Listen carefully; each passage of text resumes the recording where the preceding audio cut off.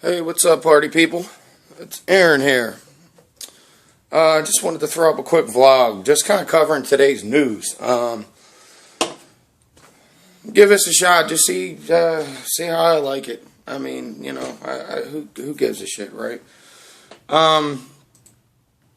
So far today, in the news, there's nothing noteworthy. But Russia. You know, that's kind of been a hot topic for me lately. Russia. They've been dropping bombs in Syria, okay, and you know, to help the Assad regime out. Which, you know, I mean, opinions vary on that whole situation. I'm not really sure how I feel about it, to be perfectly honest. But here's the thing, and I'm just going to say this very honestly. And I have said it, actually. I feel that we've been wrong over there. You know, backing the wrong side. Not saying that the Assad regime is good and just. I'm not saying that at all. What I'm saying is, I feel that we should have at least given Russia at least somewhat support over there. At least a little bit of support. I'm not saying that we should have jumped in, put boots on the ground, and done exactly what they're doing, but I don't agree at all that we should have been supporting and arming ISIS. That being said, to get back to what I was talking about, Russia today was doing what they've been doing the past few days, which I don't know that I've even talked about it, but they've been bombing supposed ISIS locations in Syria, which means that there's Russians on the ground in Syria, and also their Navy and Air Force are assisting the Assad regime.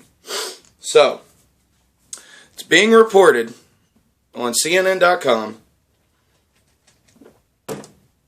that some of Russia's assistance, bombs, actually ended up landing on the ground in Iran, who, as most of you know, are pretty staunch allies with Russia. So it's kind of an odd situation, and I'm sure right now Putin's kind of scratching his head saying, oh boy, what am I going to say to these guys about this? You know, I don't really know, and I don't know what he can say, because Syria and Iran, there's kind of an unspoken thing there that they'll have each other's back. And a lot of people may or may not know that, but that's an unspoken thing. And it's been that way for years. So, times when Hezbollah invaded Israel and Israel started to bomb, you know, anyway. I'm sorry, Hezbollah, not Hezbollah. When there's been clashes at the Syrian border between Israel and Syria and all that, Iran's jumped in and helped them immediately. That's just the way it's been. These two countries are considered sister countries, I guess. I don't know. I don't understand all that. There's a whole thing in the Mideast that, you know, Americans and other countries in the West won't understand. And, you know, so, because they're such old countries. I mean, they've been around since the Stone Ages, literally. So, and then we've got a little story about a guy named Ben Carson, who is a Republican candidate for the presidency. He's jumping on TV explaining himself, big deal, explaining his opinions on the whole Muslim president thing. Whatever, don't care about that. I care about the stuff that actually has an impact.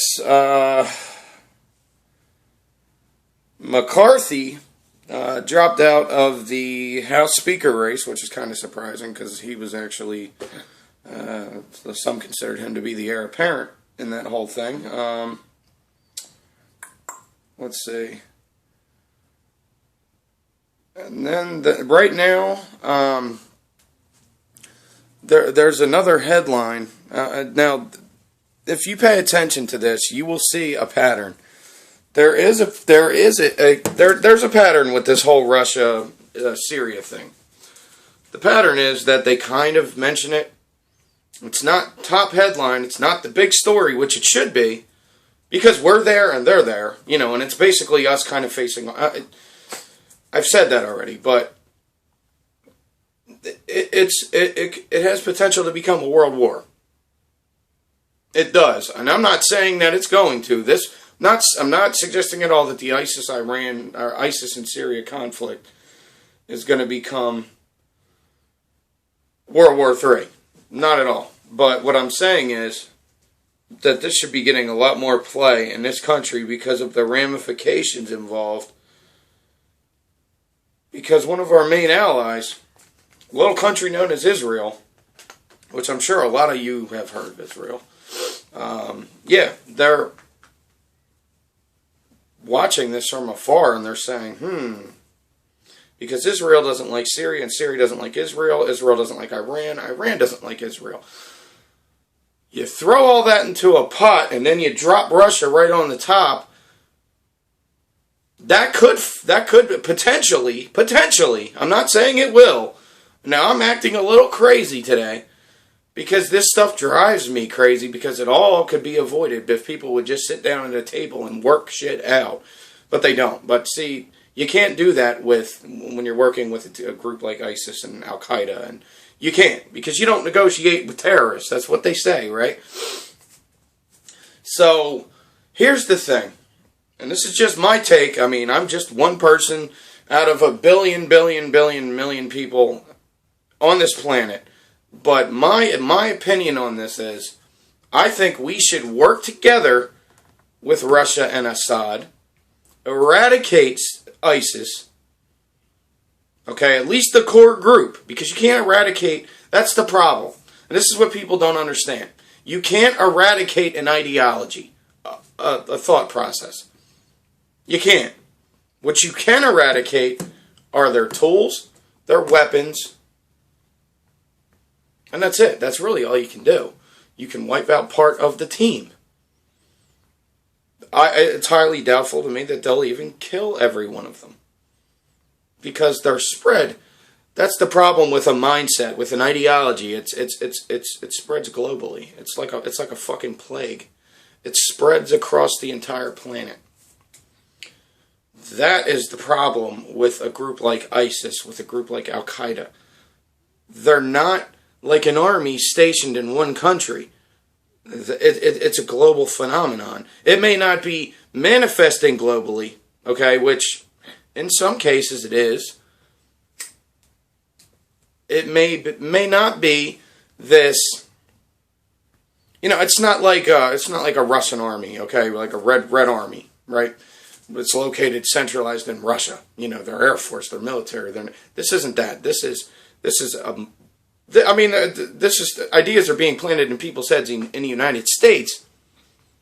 Okay, and they're latching onto the ISIS method ideology. They may not be over there physically fighting, but it's festering in their brain in this country right now. That's the problem.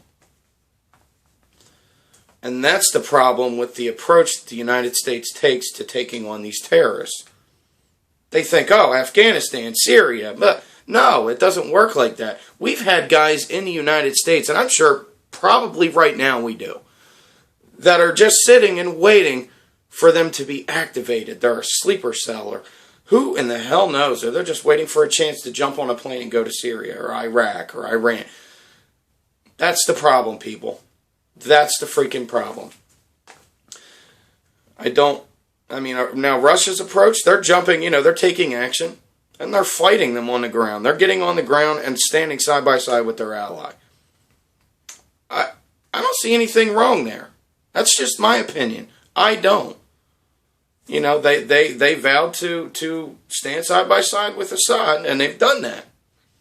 And in spite of pressure from the U.S. and pressure from other countries, they haven't backed down, to their credit.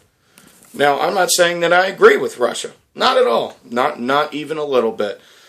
I'm not saying I don't agree with them. I prefer to just put out what the facts are and leave it to you to decide.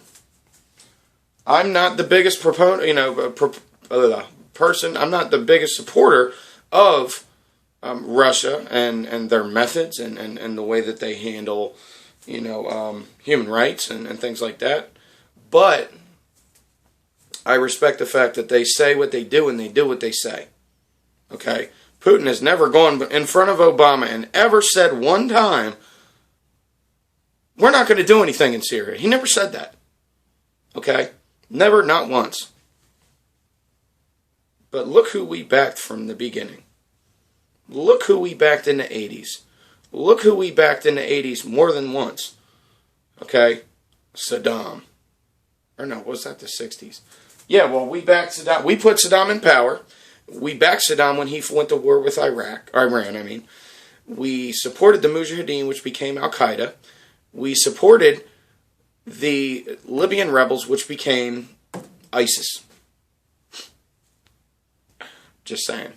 I'm just saying. I'm an American and I love my country, okay? But we've made some stupid choices in the past 50 years. Dumb. Very covert. Just saying. So, I don't know. Just my 2 cents, people. Just my 2 cents.